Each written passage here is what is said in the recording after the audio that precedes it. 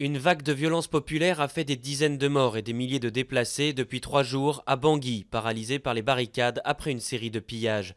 C'est le meurtre d'un mototaxi musulman qui a déclenché ce regain de violence, malgré la présence des casques bleus et de la force française Sangaris, déployée depuis les massacres intercommunautaires de 2013 et 2014. Le président indépendantiste de Catalogne, convoqué par la justice espagnole 2 jours après la victoire de son camp aux élections régionales. Artur Mas devrait être inculpé de désobéissance civile et d'usurpation de fonction pour avoir organisé fin 2014 une consultation symbolique sur l'indépendance de la région. L'exécutif catalan dénonce un procès politique.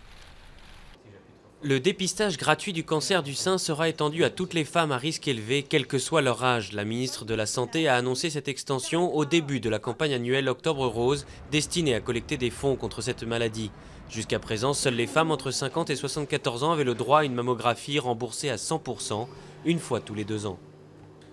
La justice ordonne l'expulsion de Dieudonné du théâtre de la Main d'Or. C'est ce que réclamaient les propriétaires de cette salle parisienne où le polémiste se produisait depuis 15 ans. Son avocat a l'intention de faire appel, mais Dieudonné pourrait se retrouver sans point de chute pour ses spectacles, après avoir été aussi expulsé d'une nouvelle salle en Seine-Saint-Denis.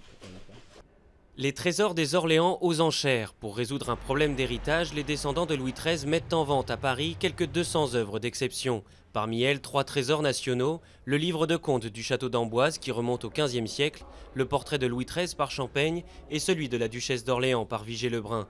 Interdit de sortie du territoire, il pourrait être préempté par l'État français.